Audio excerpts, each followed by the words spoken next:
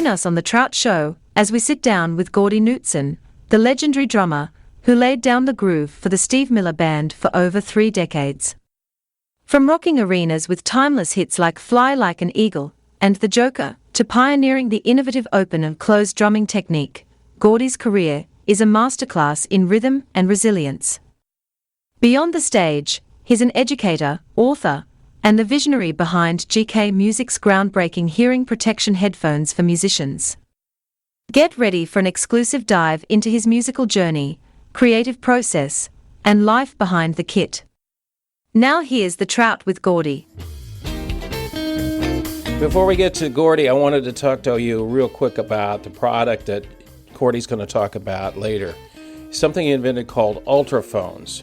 They're the high isolation studio headphones trusted by pros like Will Lee and Sean Pelton. Built with Sony 7506 components and a 29 decibel passive isolation muff, Ultraphones deliver pristine sound while blocking noise. Perfect for studio, live gigs, or drumming, they eliminate cue bleed and protect your hearing. Ultraphones are very comfortable to wear for long periods because the speakers are recessed in the ear cups, so they don't rust on your ear cartilage. No sore ears for after a long day in the studio. Weighing just 14 ounces with the cord, they include a 1/4 inch and an 1/8 inch plug and a 14-day money-back guarantee and a 1-year warranty. So elevate your audio with Ultraphones. Order now at gk-music.com. That's gk-music.com. Let me ask, here's my friend. He's an amateur drummer. Okay. He's a banker by trade, okay? But he plays in a band in Chattanooga. So I asked him, I said, I was interviewing you, and I said, got any questions? Normally, I never ask people that. So here's what he says. What is his favorite wood type for drum kit? Wow, okay. Not wood. Fiber. Well, it depends on the gig. Okay. For pop music and for Steve's gig, fiberglass. Really? Yeah, and here's why. I did a test back when I started working with Steve back in the late 80s, and was making some money, and I was doing a fair amount of studio work too. I'd always done a fair amount of studio work here in Minneapolis, and a couple engineers, we started talking about what would be the best recording kit we could build or make. So I had my brother happened to be a machinist, and about at this point, the Noble Cooley thing came along, and these people have been in business since, I believe, like the 1700s or the 1800s. Oh, wow. Making wood products, and they might be made a few drums, but it was a good, fairly large manufacturing thing.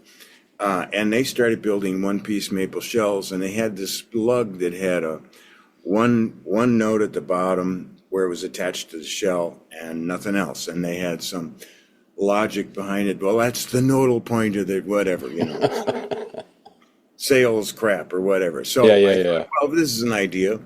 What if my brother's a machinist? So I said, would you build me some lugs if we built some tom-toms using the same principle? This is before they were built. Noble Cooley was building kits. Oh, wow.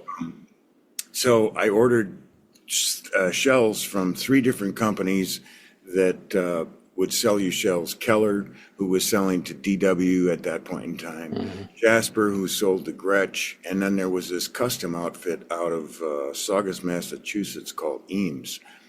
And then I had my current Yamaha set. So we built the things up. I had basically all the drums are the same sizes. They basically all had the same lugs, other than my Yamaha was a stock kit.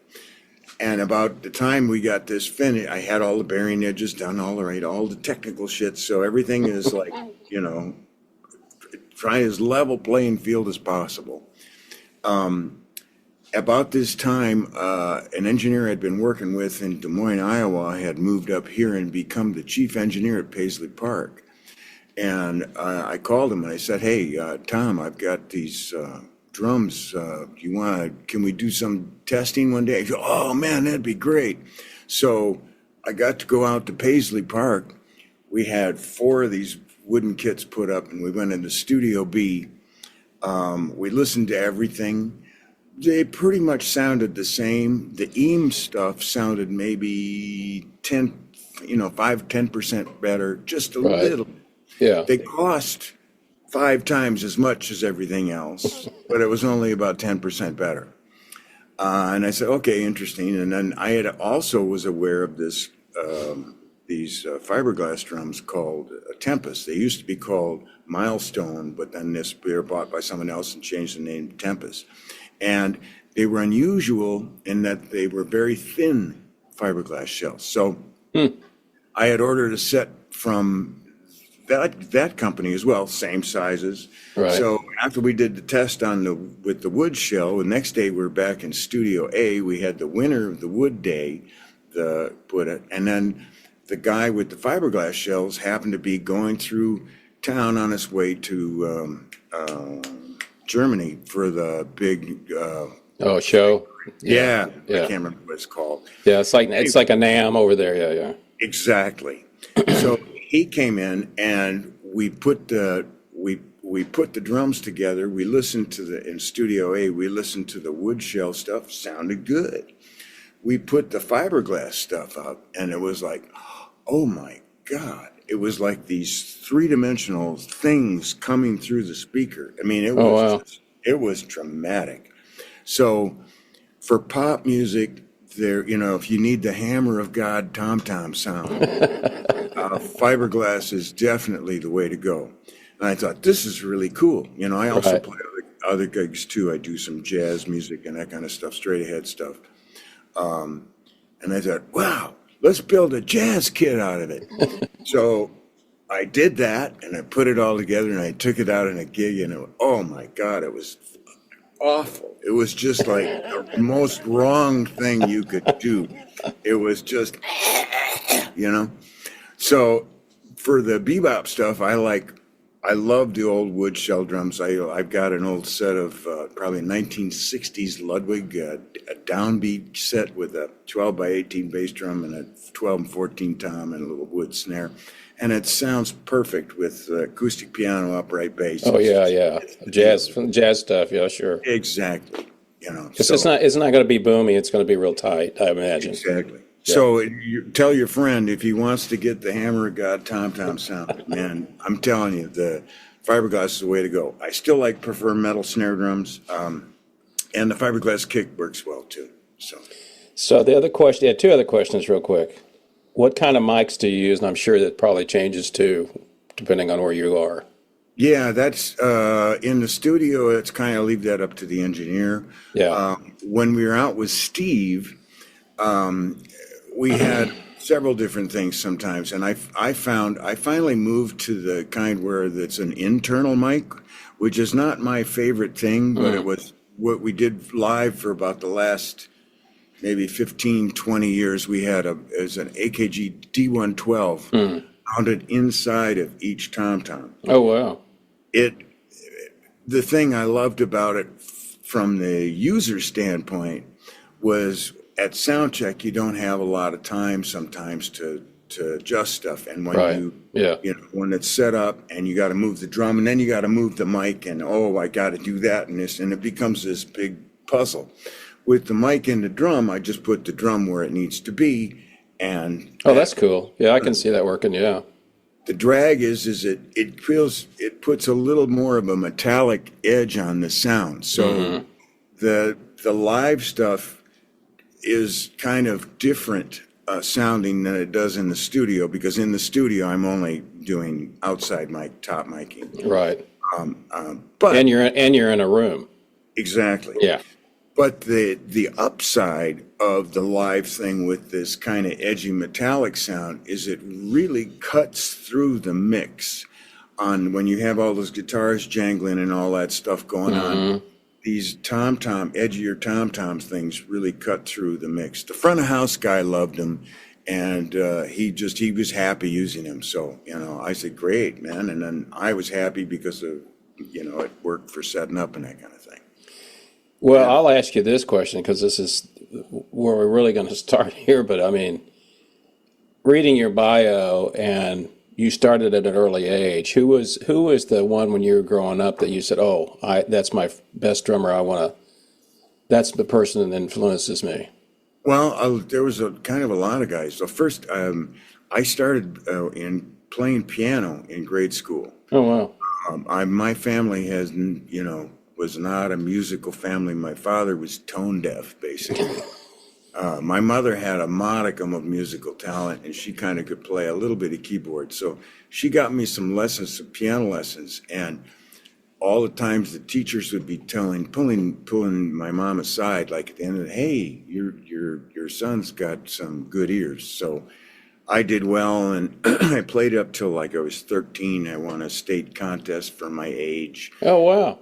Yeah, I didn't care for it because I wanted to play what I thought was jazz or boogie woogie or blues, that kind of stuff, and they wanted me to do all this classical stuff. Oh, yeah.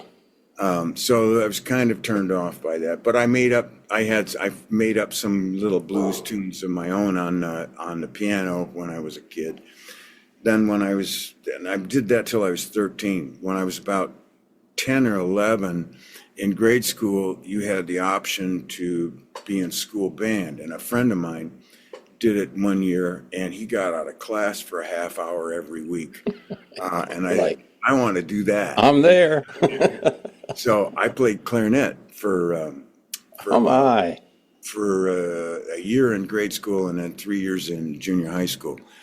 Because they didn't really have drum. The only thing you got to is when you got high school and you had the marching band and you could play, but that's not the same thing. Yeah. So I wasn't a drum guy so much, but I played clarinet, and because my mother knew, she had talent, she contacted the symphony clarinetist, and I started taking lessons with him. So over the summer after sixth grade, I had started in sixth grade. Over the summer, I took lessons from him, and he got my tone together and everything. So starting in seventh grade, I was first chair at the thing. I hated it because we're sitting in band, you're right up front, and the director's right there. All the way in the back, the drummers were walking around, and they had a water fountain back there. And I thought, damn, I'd rather be back there. So I started, somehow I got drums about when I was in ninth grade, 10th grade. I saved up some money and bought the Japanese kind of drum set. And I was going to teach myself. And I played, I'm a right-handed guy, and I had seen guys holding the sticks, where they play. Yeah, like real, as they say, real drummers too. Right. Instead of the Ringo Starr, yeah. Exactly. Yeah. So to me, I thought, wow, I'm right-handed, and this is the hard way to hold the stick. I'm putting the hard way to hold the stick in my weak hand. What if I did this? So I did this for about a year. Same thing that kind of Lenny White and Billy Cobham did. It was like they played they're right-footed, but left-handed. Right. I did that for a year. I took lessons, started taking lessons, and my first teacher said, either, sort it out straight or do this. And as you said, back then there wasn't anybody I saw that could play that was playing matched. So I started going like that. And, I saw guys like Buddy Rich, and that kind of thing. But the thing that really was attracting me was R&B stuff. So I had all the Aretha Franklin singles. I had, some Motown stuff. Also had some jazz stuff, some Coltrane stuff, and the Buddy Rich records. I used to play Big Swing Face. I used to put the record on and play along with it, lift the arm up so it just kept going over and over and over and over. I remember those days. Yes. But you know what's funny about you, though? I imagine that you were completely opposite of everybody else in school. They were probably listening to the Beatles or listening to the Stones, or it's something during the British or something, whatever it was. You're the guy, and they're like, who do you listen to? Buddy Rich, I got some jazz here. You know who Coltrane is? Who? Is that a new band? You were probably completely outside the loop. What everybody else is enjoying. Yeah, I mean, I listened to the radio a lot, so I stayed on top of what was going on with pop music. But yeah, I didn't have any Beatles albums. I didn't have. To me, it was nice music, but it didn't turn my crank. But put James Brown on, or put on some of that other stuff, and all of a sudden, man, yeah, Isn't there. that funny? That's happening, you know. Had That's so this funny. thing to it, you know. Well, and the thing about it too is so much of what we do, especially when we get to our age group, you've already been influenced by lots of people. And in return, you influence people because that's what you do. You've been playing with somebody famous or several people. Yeah. And then people start listening. Oh, I can hear a little. Like when people play, I interviewed a great guitarist out of San Francisco.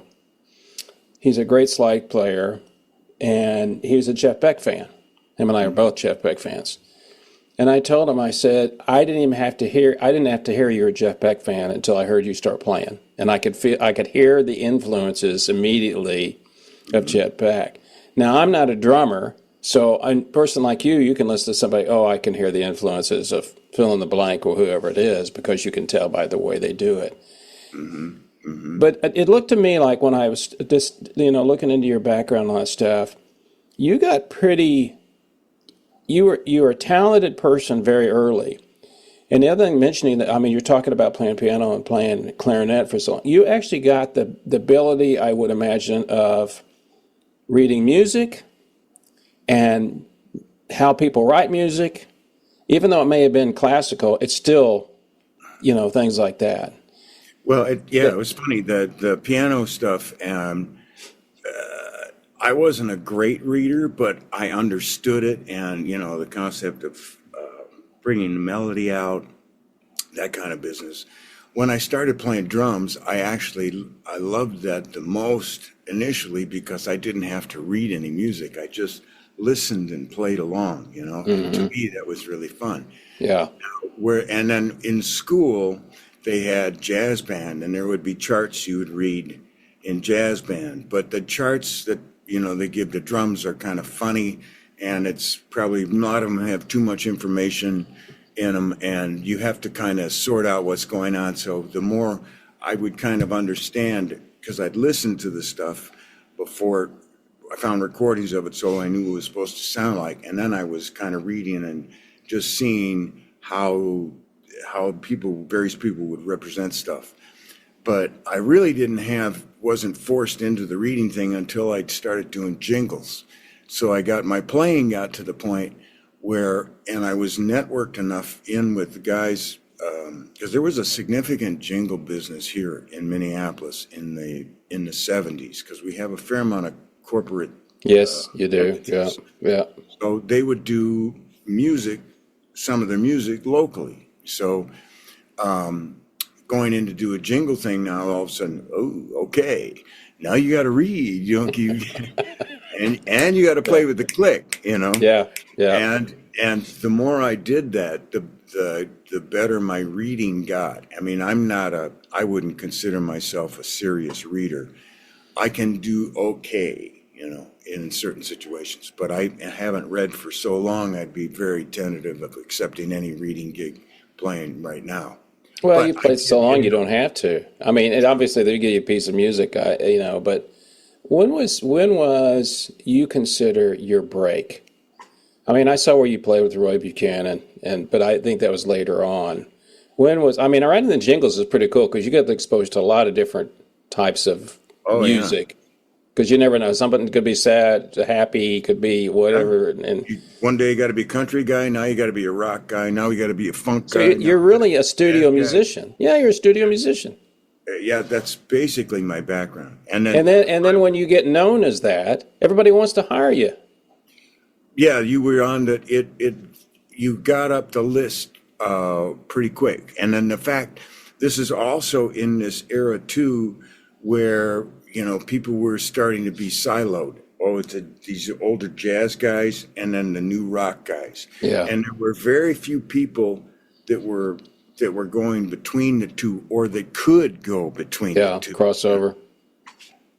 So that was the other part. And to me, I wasn't driven to be a live performer. I was driven to create the sounds and off of the records and the feelings and that kind of stuff that I loved. That was, to me, that was where it was. It was this recording thing. So now here I am doing it with these guys and having to do all this different stuff. Well, and I could see with the different people that you played with. Obviously, you played with Steve Miller longer than anybody else, but your influences and all that give you an opportunity to be able. If you're a struggling musician, there's nothing better than. I don't want to go. Of course, things have changed so much now than back then.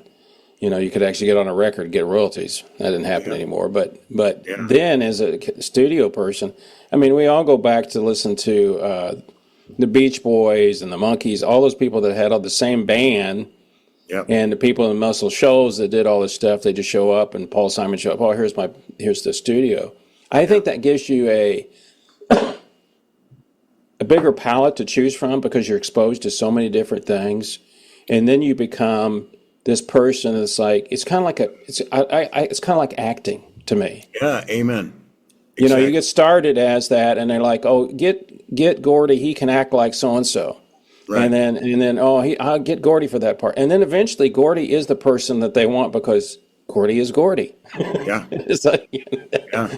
Well, there's an old joke, and there are 4 phases to a musician's career. I know what you're going to say. Go ahead.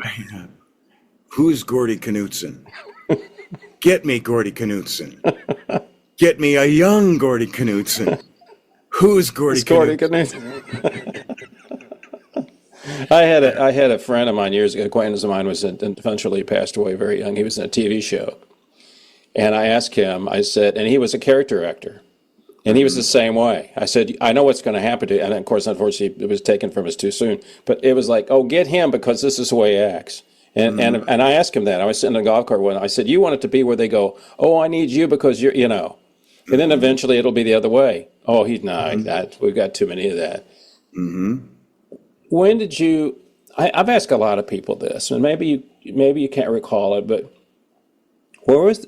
And you may remember this or not. When was the moment you're on stage with somebody, and you're sitting there going, "I can't believe I'm sitting here playing with fill in the blank." Did that happen to you at like a young age? Like when you're? I mean, who would it be? I mean, obviously you were pretty well established by the time you started playing with Steve Miller. Yeah, and it was like. But getting the opportunity to get to the gigs required this kind of circuitous route. In fact, the way I got the Steve Miller gig was I used to hang out, and I was doing. There was a great jazz band in town called Natural Life that played every Monday night, and it was the top this incredible guitar player Mike Elliott, and Billy Peterson was a bass player, Bobby Peterson piano player. Mm-hmm. Bobby played with Buddy Rich's band for a while. Saxophone player was named Bob Rockwell, and the first drummer was Bill Berg, who played with Flem and the BBs, one of the first records. Really interesting, great drummer. And then another drummer came in, Eric Gravatt from McCoy Tyner's band came in. That was awesome. Anyway, I'd go down and hang out, and we'd every Monday night, because that was the thing. All the music, everybody was off. It was the night off. Sure. We were playing 5-6 nights a week, and we'd go down and hang in this. And I knew I was doing jingles with Billy Peterson, and one day, I think it was like 1980 and 1981, about 10 a.m., my phone rings. He says, "Hey, Gordy, I'm in Chicago with Ben Sidran. Can you grab your drums and fly down here? We got to play the Quiet Night in Chicago, and we got to go to Milwaukee to do a gig, and Madison to do a gig, and then we finish up in Minneapolis." I said, "Sure." So Ben played with Steve, didn't he? Was he on the first album or 2 albums? Yeah, I remember seeing his name. Yeah, so he was involved, but I had no idea of this. Yeah. So I go down, and Ben's a singer and kind of doing a jazz bebopper thing, and vocals and writing clever lyrics to old jazz standards, that kind of thing. And I did okay, was I God's gift to drums? No, but I did okay. And after the thing was over, I said, "Boy, if you ever need anybody, call me." So he started calling me. So Billy and I would go out and do this stuff. Then it turns out we find out that, he used to play with Steve Miller. So he decided to do a recording in town, we did on the live side. So it was us, and they flew Steve Miller, and I think Phil Woods came in and played. And Steve had a good time. The next year we're out playing with Ben Sidran at Jazz Alley in Seattle. We got a 2-week gig. Every night we're playing 3 sets for 6 nights a week. The first week, Miller was there every night, sat in the audience and watched every set that we played. Oh, wow. The second week, it turns out he was leasing a studio about 6 blocks away from the club called K. Smith Studios. He had, at this point, he had quit touring in, I think, 83. Abracadabra had come out and was #1 on AOR. Oh, yeah. But he wasn't selling tickets. So he decided he was going to make a jazz record to fulfill his last obligation for... I remember this. I remember the Yeah. album. And this is the Born to Be Blue record. Yeah. So we recorded this, and in 87, and in 88 he decides, you know what, let's put the record out. We flew out there, we're going to do a tour now. So we booked a 6-week tour in the fall of 88. Now he hadn't been out for probably 5 years, and he thought it was going to be theaters, because the last time he was out, he was barely booking any tickets. Well, in this time... That's sad to me. I mean, as huge as that song was, I mean, every time you watched MTV, it was like every third song, it was Abracadabra. Yep. That's amazing to me. Anyway, go ahead. Yep.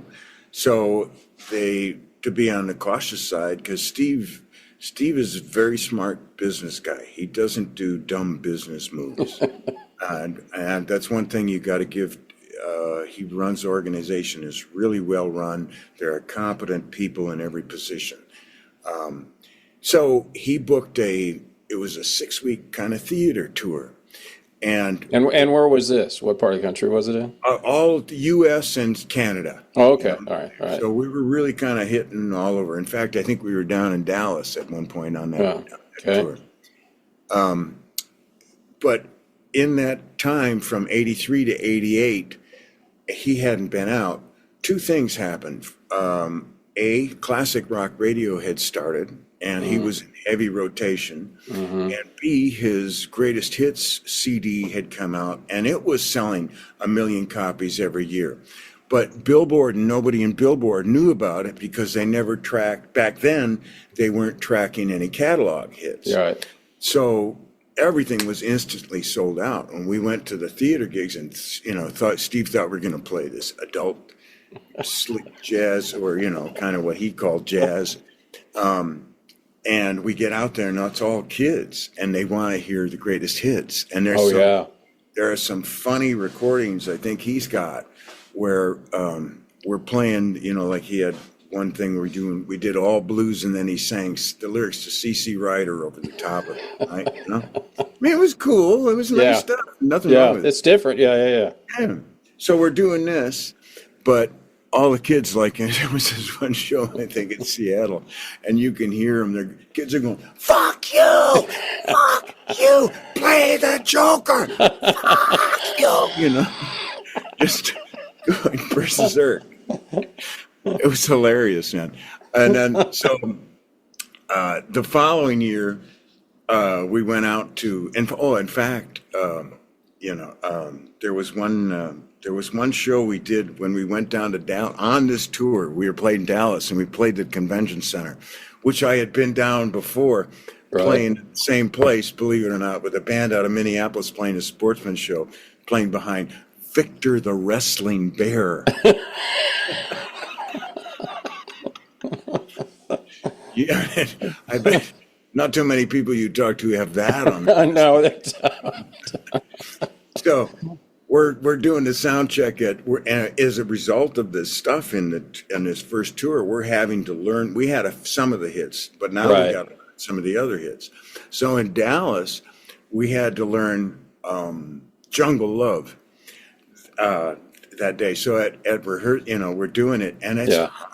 He hasn't moved the thing. The dude's an amazing singer. Oh yeah, he's got a great. Yeah, it's obviously not like it was, but he was a great. I mean, he was range and he was smooth. He was smooth. Even when I was started working with him, I mean, as singers, you'd be playing something in a key, work with some singers. Take it down. You take it down a step, or, or take it up a step. It's a little low.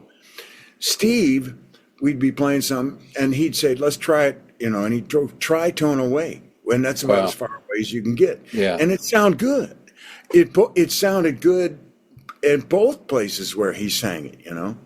It's truly amazing that way. So anyway, we're rehearsing that we're doing Jungle and there's some stuff that's really high, and it's kind of like at the edge of this stuff, and he just we're doing it that night, and he's the chorus is pretty high if I remember right. Oh yeah, it's up there. Yeah, it is. Don't go love. Yeah, that's way up there. Yeah. Oh yeah. And he's we played it the first night, and the guitarist is out doing the little riff. Steve turns around and looks at me and goes, "God, I hate singing this. It's so high." So I think he might have pulled it down a step or two. Oh, yeah, I would imagine. Yeah. Not a lot, but just a little, Well, people don't know that. I mean, they don't know. And the thing about it, when I was telling you about the video I saw, even as much as a fan I was and still am, you forget how many hits he had. I mean, all the songs, and of course, you're probably wondering, how do I know Ben Cindron and all those people? I was a liner nut. I always read the album liners. No, I mean, I'd sit there and listen to my headphones and go, okay, he's playing guitar here and all that stuff. And who's the engineer on this? And all these famous people that I got to who they were. But then when you start listening to them and then you start playing, and it's like, oh, yeah, I forgot about that one. Oh, wait a minute. Oh, yeah, there's another one. Yeah. Oh, yeah, wait a minute. I mean, obviously, you're going to stay the best stuff at the end. Yeah. But some of the stuff that was big, like the Joker, I never was that impressed. I mean, it was okay, but it wasn't a thing because wasn't that great. I loved the stuff like Living in the USA. Yeah. And the fact that he still puts on Somebody Give Me a Cheeseburger at the end, which just cracked me up because it's like, how many people know that? It'd be like Paul McCartney coming on, I buried Paul at the end of Strawberry Fields, his version of it. But then sit there and of course they edit these things, but did he just kind of, when he played, did he just go from one song to the next? Was there many breaks? Well, we had stuff fairly tight. I mean, that's what I thought. He's very conscious of the show, and we were always trying to keep things moving along. We didn't want it to get to a lull unless he was going to talk and whatever for a bit, bond with the audience is different. That's a different shtick. But most of the time we were, it was like, let's keep things rolling, keep things rolling. So over the 30 years that you performed with him, I noticed that, and you look at now, of course, the algorithm is starting to find, here's the 87 version of Steve Miller, or 1982 and all that stuff.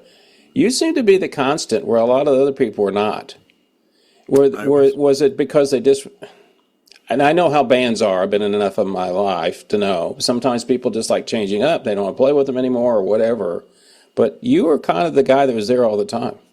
I was from 87 on. I was the guy basically on the drum chair. The bass player on the Austin City Limits thing. You're correct. There wasn't bass player, but the guitar player actually is a bass player too, and he's a good bass player.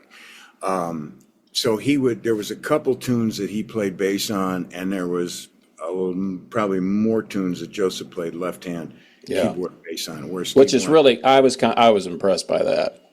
I'm telling you, Joseph. That guy was unbelievable. I mean, I'm sitting there going, because I'm watching as a musician, I'm going, where's the bass? Where's the bass? And then I see it. I'm going, oh, and he's over here, and I'm going and he never looks over here. Yeah. No, I'm going. There was some rehearsals like Steve. I like to change, keys to stuff to try sing it in different stuff, and so there were moments where we're playing stuff in different keys, trying it, and Joseph is singing the harmony part, playing the keyboard part, playing the bass part all at the same time, and he could do it in any key, man. It was like, just, that dude, he's very, I really enjoyed working with him. I felt How like long? How long was you with the tour? he came in the early '90s, and he's still doing it. What's his last name? Wooten. He's one of the Wooten brothers. Oh, worthy is he? Yeah. Joseph Wooten. Is he related? He's Victor's brother or cousin or something Victor's like older that? brother. Yeah. Oh, and, wow. Yeah, he's kind of. I think he's the middle guy of the five brothers. Rudy had passed away, but it's oh God Almighty, Gordy. It's terrible. Can't remember the guy's name. Future Man is the next guy. I think Oh, that's you talking Roy. about the? Roy, and then Reggie. Oh, Reggie's the okay. oldest. Roy's the drummer. He's the second oldest. Joseph is there. Rudy was a saxophone player. He's passed away, unfortunately, and Victor was the youngest. So His- we're along the line that I'm really intrigued by the fact that you came along and said, "I need some headphones or something special for drummers." When did that all take place? Well, this is kind of because part of it's because my background. Nobody was in the music business in my family, so I was seeing what was available within the music business, and then seeing some other people I knew and respected doing some side kind of stuff. For example, my teacher Marvin Dahlgren had a drum shop that he ran. He was the principal percussionist of the Minnesota Orchestra. He taught at the University of Minnesota, and he also had a drum shop going on where he sold drums. Another acquaintance of mine named Gary Gauger. Remember the rims, drums mounts? There was a suspension thing. Yeah. Gary invented this, and he lives about 2-3 miles from me, and he started doing that. And so I saw that this, having like a side gig could be a cool thing. And I happened, from my own experience, like in the late 80s and early 90s, I started noticing, I'm right-handed, so when I would talk on the phone, I'd always put my phone up to here. And as I was getting older, I was kind of over here, and I could hear everything everybody was saying, but so I thought, wow. And the other piece of this was because I was doing so much studio work, this is before we had individual mixes. So we'd go in and cut a rhythm basic, and you got 4 guys on the same mix.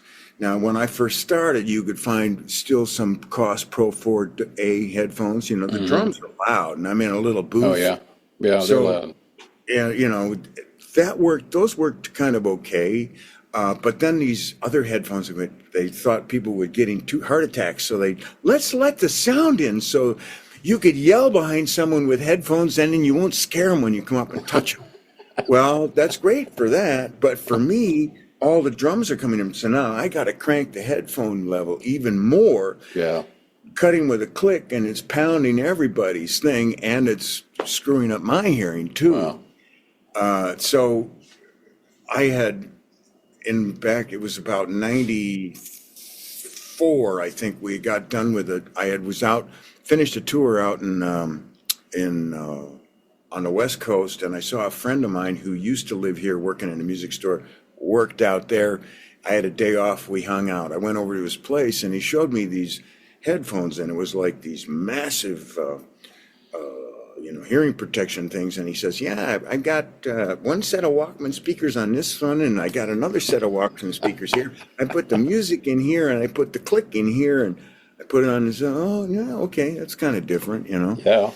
So about a week later, I'm coming home now after being gone for about 2-3 months. I'm going through my stack of mail, and here's this little catalog looking through, and here's a picture of a guy pushing a lawnmower wearing some things with a cord coming out. It says, hey, listen to the sound of music when you mow your lawn. And I thought, God, I wonder if that's the same thing that my friend has got. So I bought it, came, and sure enough, it was kind of like a crappy version of the lo-fi, but it did block sound, and you could listen to music with it. Right. there was an 800 number on the bottom. So I called the 800 number. Turns out it was two brothers who lived in Minneapolis, where I am, who had Oh, wow. started this side little business to do this thing. And so then I, after talking to them for a while and negotiating, they had a third brother who was an attorney, which turned out to be kind of a pain in the ass initially. He's an attorney. That's all you have to Yes, say. enough said. Enough said. Yes. So we finally negotiated, and I just said, I've got a market for thing, but you got to give me the music. You give me this portion of the market.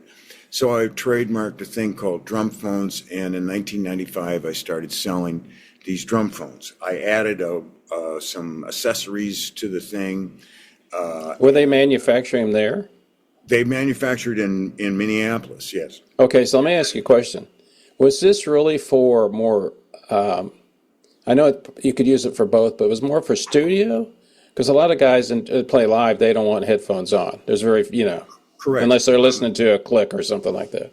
Yeah, it just depends. It just depends. Really, all it was I knew that my hearing was bad, and I knew that my friend started this thing, and I found this thing, and turns out that the hearing thing was kind of becoming a thing in drum world. And I sent the product off to be reviewed to Modern Drummer magazine, and they loved it because they were starting to do this. So I got reviewed in there, and that first year there was before the web, this is before the internet. Right.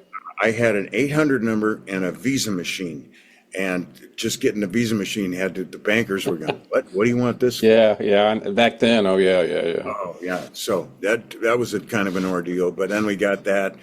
But people would call in an 800 number, and man, I sold 1,000 pair that first year. Good Lord. Yeah, it was, I guess, wow, I found this market. And then I had some guys, pro level guys, because the sound it was inexpensive stuff, so it was kind of cheap and cheesy. Yeah. It did protect your hearing. Right, but yeah. But then I had some guys, man, if you could put some real speakers in there, man, you'd have something. So I went back to the brothers, and I took the phones we were using, and I brought in some Sony, it was the home version of the 7506s. If you could put this in here, we really got something. So it took them 5 tries before they got the thing sorted out, and there was a low end and it sounded good. We called those super phones, and those were $180. I did the same marketing shtick I didn't get reviewed, but I did the same ad, which was I had a sketch of the things. The original drum phones was just a sketch. So we did the sketch of this at $180. Barely sold anything. And I went, what was going on? I talked to a marketing guy, and he said, it's not real. I said, what do you mean it's not real? It's a drawing. How do I know that those headphones are real? I got you. Oh, so I take a picture, So we took a picture, and we sold a few more of those. But then the saxophone player that was working with Steve Miller, Bob Malik, had a friend of his, Lawrence Feldman, a reed player in New York City, who was very, very, very concerned about his hearing. So he had bought some super phones, and he said they're okay, but if you could take these, and then he sent me this muff that we're currently using for the Ultraphones. He said if you could put the speakers in that, and we did. And then I went, oh my God, this is the bomb. This is the bomb. The super phones would sit, when you put those on your head, they would sit on your ear cartilage. And I did some work out of Steve Miller's where we had them on for like 2-3 days. My ears were so sore from the resting on the cartilage, I couldn't wear them after the 4th day. The Ultraphones went around the ear, and it was more isolation, and it sounded good. And it was like, oh my God.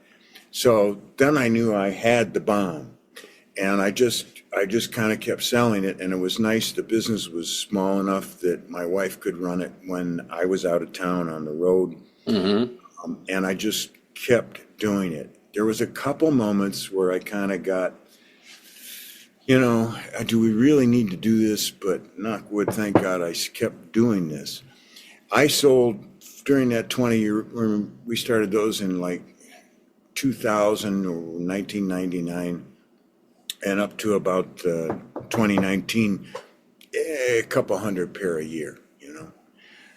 Pandemic comes, all of a sudden, now Everybody wants them. Everybody wants them. Yeah. And now we're selling, you know, last year I think I did 600 pair. So Wow. it's nice. Are they still made there? Yeah, and it gets even, the synchronicity of what happened here is mind-boggling. So to continue the story, we had the brothers create the Ultraphones. I used to live in the center of the city, and then my wife and I decided to move out to the burbs, and we came out here to Minnetonka, so we're in a little cul-de-sac. Yeah.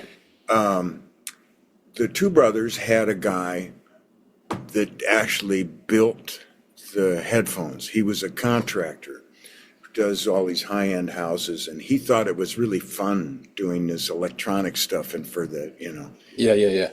So turns out that that dude, if I go out on my deck, I can see his house in the next cul-de-sac. So I've struck a relationship with him, and eventually, you know, once Steve's gig went away, I really needed to turn this into a real thing. So I bought out the two brothers. I bought all their inventory and bought them out, and just have the guy that run it. So they're made on the next cul-de-sac. I just drop the stuff off and I pick it up when it's finished. And it's a nice little business. He loves it because he's dealing with all these, let's call them difficult high-end clients all the time, you know, that want, I want this, I want this. So this is all Oh fun yeah, for I him. understand. He just, Yeah. you know, and he gets a kick out of the fact that all these stars wearing it, you know. I think what's funny to So me, it's or not been funny, good. interesting to me, that is a great American built story. Because I figured what would happen in the real world, what happens is you start making them and you're selling thousands of them, and then you go, you know, let's call a Chinese guy Yeah. we can make them half the price and we make twice as much money. I never thought about it. Like you said, when you're in a booth, the drums are loud.